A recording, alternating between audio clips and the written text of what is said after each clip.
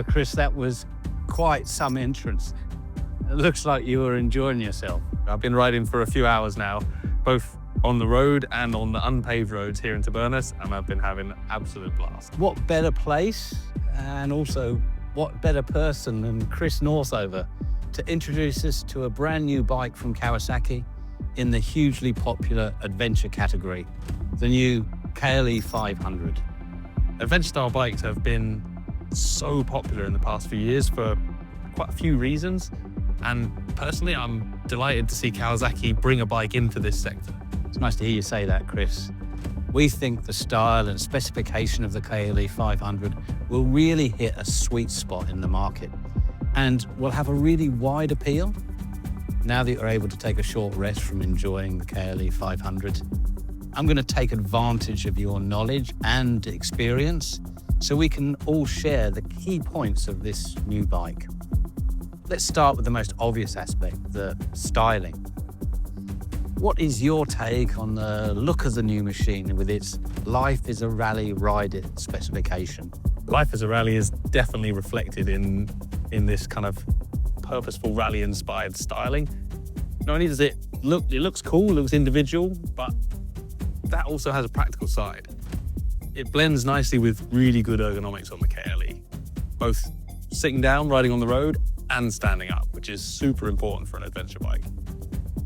That's what I like. I like that it's fun, it's responsive, and it's comfortable however you choose to ride it and whatever terrain you're riding on. So you've ridden this KLE 500 on road as well? Absolutely, yeah. I think it's super important because the people that buy this bike will be spending just as much time riding on the road, not just in urban environments either, but longer weekend trips and even holiday touring. The bike has been designed to have good power and be really nimble, allowing you to equally enjoy road and off-road riding. I wanted to talk to you about the twin-cylinder water-cooled engine and how it responds, but also how the bike physically feels when you are riding it in a variety of environments. The engine's a treat. It's got a good spread of power and it's also smooth. And importantly, the torque comes in smoothly, which makes it easier when you're riding on tricky terrain. The whole unit's really compact, and I think it covers all the bases in this kind of mid-capacity segment. And the overall manageability of the bike. Actually I think the choice for the KLE of putting it in the 500cc class is spot on. It feels genuinely lightweight, and it's easy to put the wheels where you want them, whether you're riding on the tarmac or on unpaved roads. And I found that you don't tend to feel fatigued after lots of riding on it, like maybe you would do if you were on a larger capacity and therefore heavier adventure bike.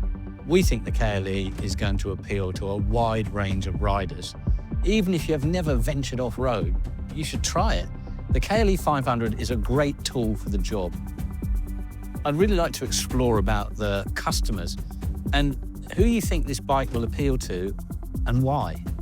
I think one of the, if you like, secret weapons of the KLE 500 is that it's going to appeal to a huge range of riders. Certainly those that are new to unpaved roads and riding in dirt situations, but it's also got something to offer those more experienced riders as well. I suppose this is an ideal time to dive a little deeper into the chassis spec and tech side of this new KLE 500.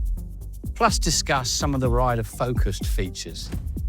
You can see it's a familiar Kawasaki trellis-type chassis with long travel suspension featuring 43mm inverted front fork.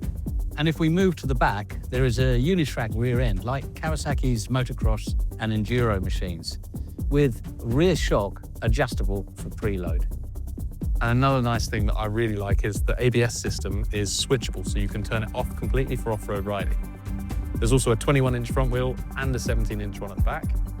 These wheel sizes are kind of ideal for giving good feedback on the tarmac and on unpaved roads. And the feel you get when riding the bike is good for improving confidence. Good point. Ahead of the new fat bar handlebars, let's take a look at the meter panel. The TFT screen clearly shows you all the information you need instantly, but the KLE 500 also offers a voice command function with your smartphone using the Kawasaki Rideology app.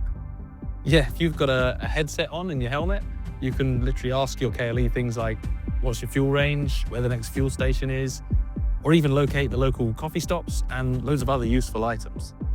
This one here is the SE version. Compared to the standard, the SE comes with some key differences. A larger volume aluminium bash plate, a large windscreen, perfect for touring journeys, a TFT screen with more functionalities that replaces the standard LCD item, LED turn signals, and a special graphic treatment. There's also a low seat option available as an accessory. Yeah, that's a really important thing because that's going to increase the number of people that the KLE 500 will appeal to.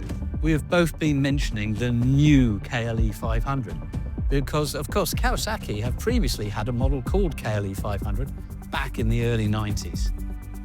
In many ways, we are reimagining and reinvigorating that adventure bike crossover emotion with this new machine. And as we have mentioned, there is the model that you've been enjoying already, plus a standard version. But I can't help noticing there's a third bike here. Tell me about it. Well, that's something I'm just starting work on. I've been lucky enough to be allocated a KLE 500 as a sort of project bike. I've already put some genuine Kawasaki accessories on there, including the tubular engine guard, the compact LED fog lamps, radiator screen, the ErgoFit flat rear seat, which is lower than the standard one. I've then removed the rubber foot pegs to reveal the serrated off-road foot pegs beneath them. These extra touches they're sort of just the start for me, and I'm going to gradually create a KLE that's customized for my own personal taste and the sort of riding I like to do. It won't be the perfect KLE for everyone, but I hope that people that follow me on social media will kind of enjoy the process of taking this bike and modifying it to suit the purposes I've got for it. After all, life is a rally, so that's what I'm going to do. I'm going to go and ride it. Well, Chris, I think that about wraps up our snapshot of the new KLE 500. I really want to thank you for sharing your insight with us. Oh, thanks. I'm really looking forward to spending more time on the new KLE and documenting my journey with the bike as I evolve it for my purposes and take it to some interesting places. Mine, thanks very much.